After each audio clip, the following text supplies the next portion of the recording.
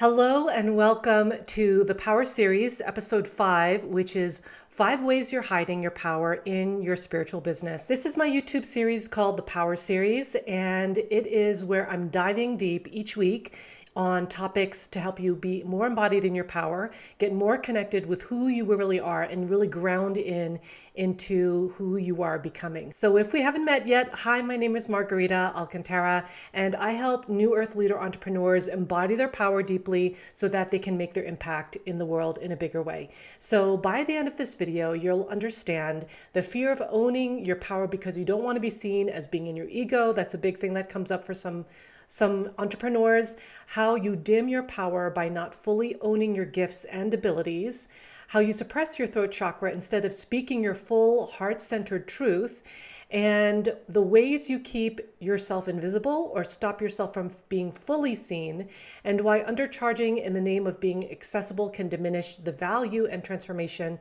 of your offers. And I know that some of these topics are really sensitive for some folks, and so I really wanted to get into it to help you really get more empowered with how you're moving in the world, leading your sacred business, because it's not just about being in unicorns and rainbows all day. And it's about a whole body of work so that you can really make impact in the world. If this conversation resonates for you, then I invite you to like and subscribe, because every single week I will be putting out a new topic and exploring that so you can be more embodied in your power and really get connected with your intuition and your gifts and really being anchored in what that feels like. You don't fully own your power of who you are in your sacred work because you're afraid to be seen as being in your ego. This is one possibility that happens for entrepreneurs when they are first starting out. And when you're an entrepreneur, you're opening up a business, right? And you may be doing yoga, energy work, healing work, massage therapy,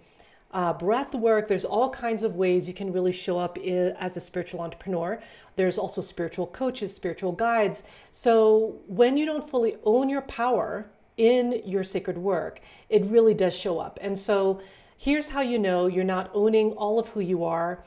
You know you're still holding back because it would make you look humble and not in your ego. So this is one thing that I know stumps a lot of entrepreneurs who are on that spiritual path. They really feel like they're being humble by not taking ownership of all of their power. But the thing is that being in your ego is making it about you. And so you trying to hold back on your power in order to not look like you're in your ego is actually coming from being selfish versus selfless. And when you're doing that, then you are actually being an ego as well. So being in your ego is not only just puffing yourself up and making yourself look bigger than you actually are, it's actually also holding yourself back from who you actually are. So those are the two sides of the coin when it comes to ego. And then internally, you know the depths of your vision, your leadership, and your gifts, but your business, your content, your offers, your messaging, and your presence aren't a full reflection of that. So that's another version of you holding yourself back because you're not really putting all of yourself out there. And when you play safe, you end up attracting clients who also want to play safe in life. So nothing wrong with that. But if you are looking for people who are more proactive, who really want to embody who they are, to connect with their gifts and whatever your specific level of transformation looks like, then you're going to want people who are actually more proactive. And you make that happen by you being more proactive with yourself, by you being more fully yourself and authentically yourself. When you are not resonating with those deeper clients who really love that deep work that you actually do, it's probably because you are not putting it out there yourself. And so they're not seeing it. So that's something to consider. Also, you take time, a lot of time, to make decisions.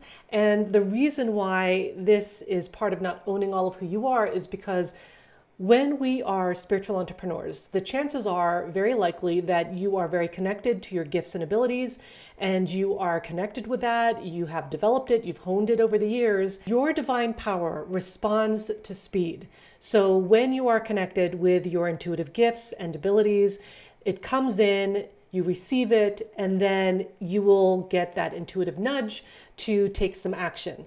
And when you're connected to your divine power, you will receive that intuition and you will take quick action. But when you are not connected with your power, you will actually wait and wait and wait. And sometimes people don't even take action on their intuitive abilities. And that will actually pull you back. Another telltale sign is you'll feel like your business is draining you. So you'll be putting yourself out there, but because it's not a true reflection of what you do in the fullness of who you are, it takes a lot of mental effort to keep that going. Even if you get enough sleep, if you are not fully embracing all of your power in your spiritual business as an entrepreneur, then it's going to really feel heavy. You're going to feel like you're walking through molasses a lot of times. You might even start getting resentful. That's another telltale sign that you're not really owning your power in your spiritual business. You're jealous of other people. And this feeling jealous of other people is only a reflection of where you know you have the capacity to create the same results, but you're just not opening into it for whatever reason. And they're experiencing the success that you want too. So that's actually a good reflection to know. And so use that as a barometer and be grateful for that person. I even invite you to bless that person and be like, thank you for showing up and being so powerful, because it's showing me where I also get to be powerful. So that's something to work around if you're ever feeling jealous of someone's success who's in a spiritual business and experiencing more success than you, or you're perceiving it as such. Another way you're hiding your power in your spiritual business is you dim your power and don't fully own your gifts and abilities. So one of the ways that looks like is that you don't give your gifts credit because it comes easy to you. So I had a client and she's amazing. She's really gifted when it comes to doing that inner child work. And so for her, it's very easy. And so for her, she didn't feel like she needed to talk about it because she assumed that because it's easy for her, it's easy for everyone else. And that is the furthest from the truth. One of the things, the blind spots that you may experience as a spiritual entrepreneur is that the thing that comes so easy to you actually does not come easy to other people. And it doesn't come easy to your clients. And so this is one of your superpowers. And it's so easy because it's natural for you and it's something you've worked on for probably years. So this is something to understand, that what comes easy for you may not come easy for other people. So don't take for granted your gifts and abilities just because they're easy. Another thing is you hold back on how powerful you actually are because you're afraid of judgment and being seen as too much or too out there or too weird or too woo or whatever derogatory thing you want to say about your gifts and abilities. And this is probably happening if you're still in the spiritual closet about your work. And this is going to be something that will kind of bite you in the butt eventually, because if you are not taking full ownership of all of who you are, there will be things and situations that you will create in your life to make you understand your full power. And oftentimes that will mean showing you where you're not in your power and where you get to reclaim that. One of the reasons why a lot of people are afraid of getting judgment is not because they're truly terrible when they're showing up and maybe their gifts are so terrible. It's not that. It's because they're afraid that what other people are saying is actually true. So if people are judging you because they think you're too weird for being gifted and having abilities and using them in your business, that's probably because you're thinking it's too weird. You look outside of yourself for validation that your gifts matter before sharing them with the world.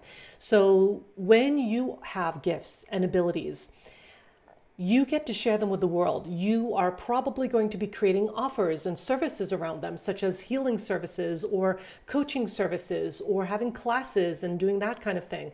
And so when you're looking outside of yourself for validation, that's really the wrong way to think, because you should always be looking to yourself for your own validation. You get to see yourself as empowered, because then you're actually instructing other people how to treat you. And if you see yourself as being disempowered, as not really knowing what you actually know, then you're actually informing other people how to treat you. And so you want to make sure that you are seeing yourself as powerful and your gifts and abilities as being worthy of this planet and this world. Another thing that I will say about this is comparisonitis. So this is that thing where you're comparing your gifts with someone else's and you're putting yourself down.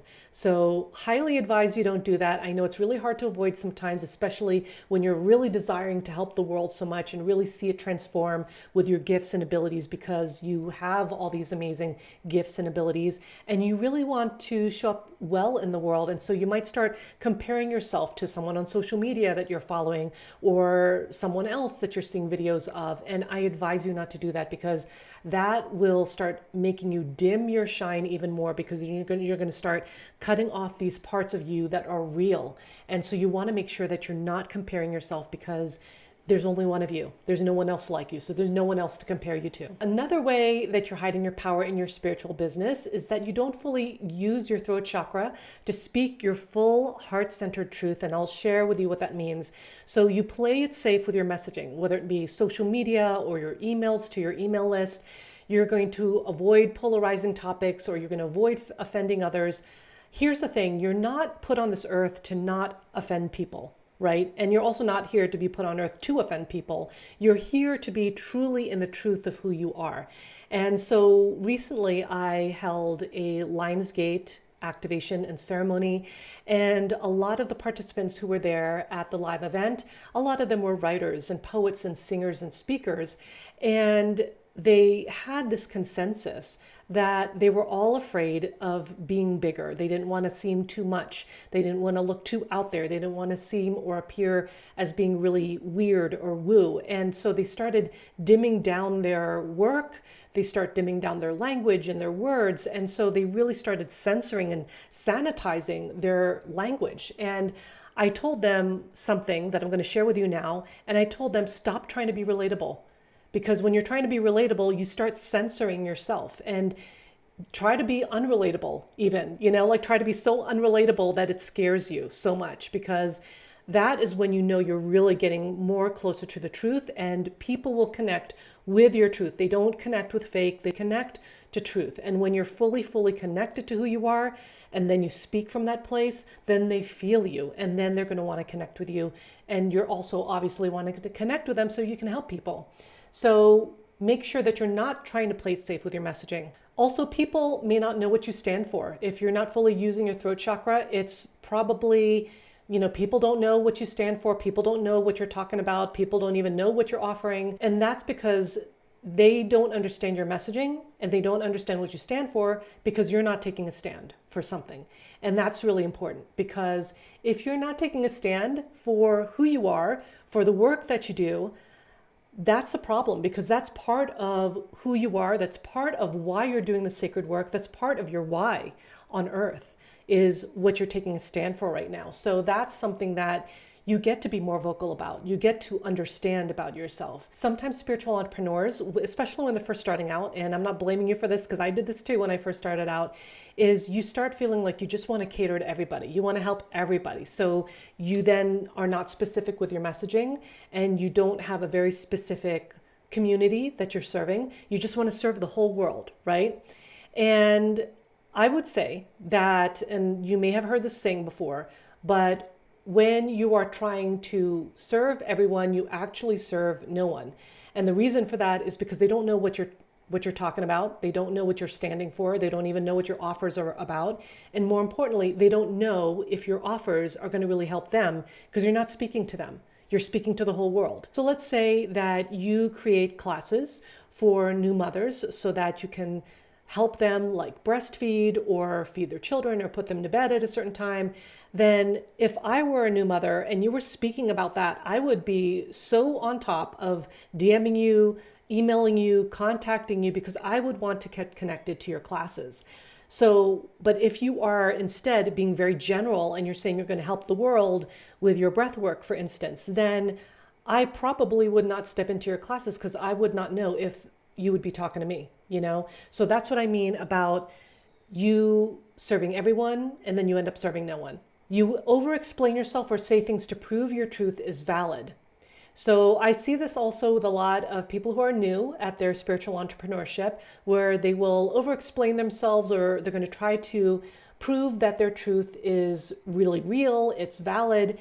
And that is coming from you not really taking ownership of yourself. So if there's any part of you that doesn't feel like you're worthy or that your work is worthy, then you're going to try to start over-explaining it to other people, when what you get to do first is you get to take ownership of how valid you are and how valid your work is and how important your work is. When you start to adjust that, then you are able to really communicate in a higher way. And lastly, what I'll say about that is that you talk about what you think people want to hear from you instead of what is actually true for you or the channeled message that's coming through you today. So one of the things I share with some of my private clients who are working with me in private mentorship, for instance, is that when they're really showing up and being visible on social media, for instance, maybe it's for the first time, maybe they're trying to refine it. It's really about focusing on what is the channeled message that your person needs to hear right now. That is the only thing you get to be concerned about when you're putting up a post, by the way. And that is important because you are not trying to serve the entire world. There is that one person who, if you said whatever it is your post is about or whatever your video is about today, that it would help them and that it would make everything worthwhile, you showing up on that post, that is the kind of post that you post.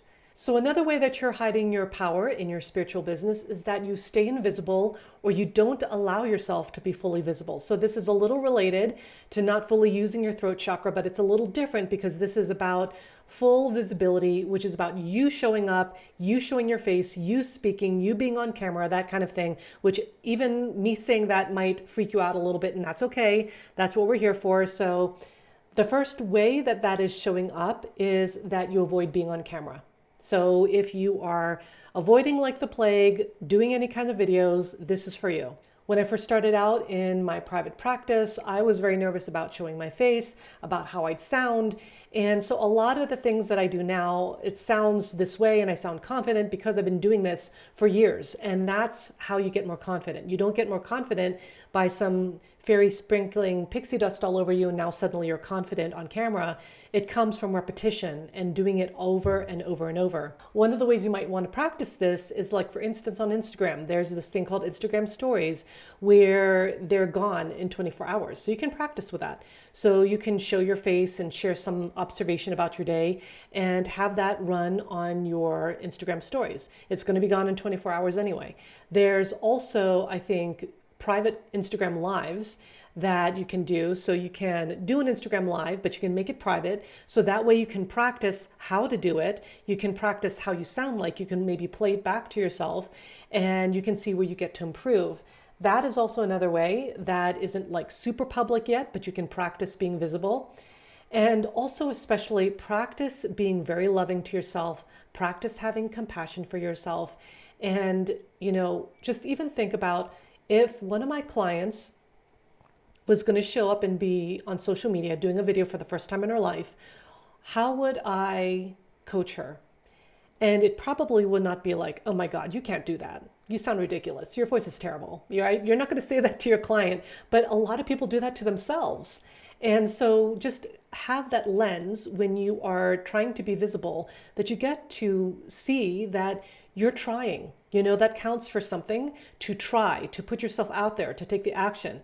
Because the thing is that the people, if you're afraid and worried about being visible because you're afraid that people are going to judge you and they're going to be like haters and trolls and stuff, they are going to judge you. So spoiler alert, they are going to judge you. You're getting judged all the time. I'm sure I'm getting judged every single time I'm putting out a video, and that's okay. Because the truth is that those who are truly leaving hater comments, and I do get those, but those who are truly leaving you a hater comment, a troll showing up in your comment section and being very hateful or unkind to you, those guaranteed are not people who are doing more than you. People who are doing more than you, who are more successful than you, who are showing up in the world in bigger ways will never put you down in the comments. When you possibly could get a hater comment, that there are ways that you can address that. That's a topic for another day, but there are ways you can address that or not. You can block, you can delete, you can educate, you can do whatever, but you have choices.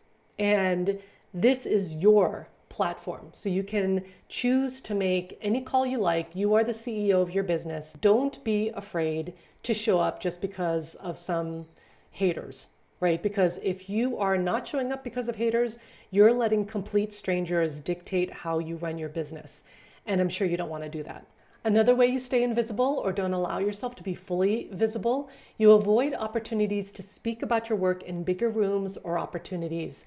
So if you're going to hide from being seen, from being heard, from being visible, from talking about your work, from how amazing your work is, then that's also another indication. Another indication is you hide your offers or you don't talk about them. And this happens a lot with spiritual entrepreneurs, more than you think. And social media and being found is less about being popular and more about being in service. So when spiritual entrepreneurs show up on social media, they start chasing virality. They start putting out watered down content so that they can get like some viral engagement on their reels or their posts or their carousels. But that is not the point of showing up on social media. Your point of showing up on social media is not so you can win a popularity contest. We're not in high school anymore, right? This is you running your business, and you get to create content that is aligned for your ideal client, and you share content for your ideal client. So that means that you get to talk about your work. You get to talk about your offers and your services and why they're important to your ideal client. Because when people are concerned about making their offers on social media, it's really about their concern they're going to look salesy. And I hear this a lot from my clients, that they're nervous to show up and speak about their offers because they don't want to look really salesy. Here's the secret to that. You will look salesy if you are selling in order to get. So let me say that again. You will look salesy if you are selling in order to get from somebody. So if you're showing up because you basically want to take people's money, you're going to show up and you're going to be like, I want to get your money, so let me tell you about this offer, right? That will sound salesy 100%. Versus if you are showing up in service to provide, to be in service, to assist the planet, right? That will come off differently. That has a different energy, because then you will start sharing from a different place in your heart. That's the difference, is that if you're being salesy, then you're going to come with the energy of I want to take from you. But if you are instead coming from the energy of service, like I want to serve my ideal client, I want to help them get that transformation, it's actually a disservice for you to not talk about your offer to your ideal client. Because it's like saying, well, I have this thing that's going to help you, but I'm not going to tell you about it. Like, can you imagine? So you want to make sure you are sharing whatever your service or offer is that would help someone, so that they know about it and they can be like, yeah, for sure, I totally want this class. So the other thing I will say about staying invisible and not allowing yourself to be fully visible is that you make yourself smaller or hidden whenever you're seen, and you don't embrace when the spotlight is on you. So this is kind of just one of those basics that if you see yourself like hiding, I completely used to do this when I was, I think 12, 13, where I would wear long sleeve shirts during sweltering summers because I literally didn't want to be seen. I didn't want people to see how thin I was, because when I was young, I was a really gangly young person, and that was embarrassing for me. So I covered up with long sleeves all day, every day. Doesn't care if it's like 100 degrees outside, I was covering up. So for me, that's how I showed up. And you might be showing up in a different way or not, right? Like maybe you are just not showing up on social media. Maybe it looks like you keep your social media private so that no one can find you. Maybe you don't have any photos of you. And then the fifth thing I will say about one way that you're hiding your power in your spiritual business is that you undercharge your offers way below their level of transformation in order to be accessible. And so this is huge. So it has its own section that I'm going to talk about briefly. And basically, a lot of entrepreneurs, especially when they're first starting out, really feel like they need to underprice everything because they're new and they don't really have all that experience yet. But you don't need to charge like $5 for a super intricate, complex class, for instance, right? Like you get to take ownership of the value you provide. So one way that you undercharge your offers is that you price your offers based on what doesn't feel triggering to you and what you think your client will pay. So you lead with what would people pay for this? That's the wrong approach, because people would pay $1 or have it for free if they could. So that's not a good question. The better question is, what is the level of transformation I'm providing with this class, with this ceremony, with this session? That is the question you get to be asking. Because another thing here of why I don't recommend pricing your offers so deeply discounted, or at a super, super low rate is because what you're actually transmitting when you do that is that you see your clients as disempowered because I don't see you as capable of being resourceful.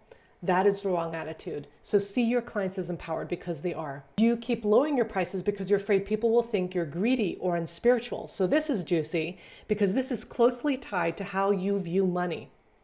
And if you want to hear my discussion on money, make sure you check out episode 2, which was called The Real Reason So Many Spiritual People Struggle with Money, because I cover this in detail. But basically, when you are getting triggered by money, when you're getting triggered by pricing, by being seen as being too greedy or unspiritual, so that now you're going to lower your prices, that has nothing to do with money, actually. This has all got to do with what you created a story about money on. So somewhere along the way in your life, you created a story that money means X. So for some people, that means money's empowering. Some people say money creates options and helps you out in life. Other people will say, well, if you're really spiritual, you will not be making money, right? You will not be charging for this. And I really spoke deeply into this in episode 2. So make sure you watch that if this is something that's showing up for you. But it's really a conversation more on your own self-worth, of seeing your own value, of valuing yourself, of valuing the work that you do, and really feeling capable and in your power and what you make money mean. So it's the story you've created around money. So that's something you get to explore. If you are lowering your prices because you're afraid people will think you're greedy or unspiritual, then again, here's a moment where you are allowing total strangers to dictate how you run your business, and I would not advise that. Another thing is you put too many high-touch support points to your low-ticket offers, and I've seen this happen so many times with clients, with other spiritual entrepreneurs out there, is that you'll add extra calls, you'll put in more messaging access, more bonuses, and you'll just like pump it up, and it's like $88. And it's like, you want to make sure that you are not putting like all your deep, profound ahas and private access in something that is very low ticket. Because then when you're doing that, you're devaluing your own worth, you're devaluing your own work, and you are really not in ownership of your own work, and you're not even enrolled in your own work. And that's why you keep piling up stuff on top of stuff on top of stuff to make it look more juicy and more worthy for your clients to buy. That is not the way to approach it. You want to make sure that you first are enrolled in your own work, in your own offers and your services, so that by the time you're offering them, you're not trying to prove that it is juicy enough by just putting a bunch of stuff on top of it. And you also make yourself accessible to the point that it's not sustainable. So this is very true when you are making your deepest work available and accessible to everyone. So let's say doing one-on-one work with you, they get a really, really big, huge result. And oftentimes when you are creating your work and your offers, and this is something that I also help my private clients on, if this is something they're kind of stumped on, is that their ultimate high-touch offers that will be more on the expensive side and will be a higher investment is because they're getting more one-on-one work with them. And so when something is a little bit more on the low ticket end, then you're going to have something that is going to be probably a group thing, or it's something that you're not always present for. So this is something where you get to also understand how to price your offerings and to have tiered offerings and core offers. So if you want help with that and you are an entrepreneur who is already having offers and services out there and you want support on kind of tweaking some of that, I can help you with that as well, because it's not just about strategy. It is also about what is your approach? What is your why on creating all this? And the last thing I will say is that you will feel guilty raising your prices when they've been the same for 3 years. Across the board, you want to make sure you're raising your prices every year, at the least. And so just like the cost of supplies go up, or the platforms you're using to be productive in your business go up, or the office space you're renting goes up, so too should your prices. That is something that you should be doing. And this feels easier to do when your schedule starts getting full. So let's say you get a lot of clients and your schedule starts to fill up really easily, and now you can't see all of your clients. that's also a good time to start raising your prices. And that will also help you feel less resentful, because one pathway to resentment when it comes to your business is to overextend yourself and to do things that are not in alignment with the level of transformation that you provide. So keep that in mind. But you can also do this before you get really big with your schedule as well. Here's what I covered in today's episode: the fear of owning your power because you don't want to be seen as being in your ego, how you dim your power by not fully owning your gifts and abilities, how you suppress your throat chakra instead of speaking your full heart-centered truth, the ways you keep yourself invisible or stop yourself from being fully seen, and why undercharging in the name of being accessible can diminish the value and transformation of your offers. I'm curious if any of this has shown up for you or resonates for you. Let me know in the comments. And if this resonated for you so deeply, I would love it if you liked and subscribed to this channel, because every week I will be sharing a new episode on how to be even more embodied in your power and how to show up in the world and make a greater impact. Next week, we're going to talk into a very juicy topic. It is called the rise of energetic distortion, why discernment matters more than ever. So you're not going to want to miss that, because there is a rise of distortion that's happening on the planet. And that's because there's just so much energy coming in and so many upgrades going on. I'm going to really talk about that, and we're going to explore that topic next week. So I invite you to join me next week for a next episode of the Power Series. See you then.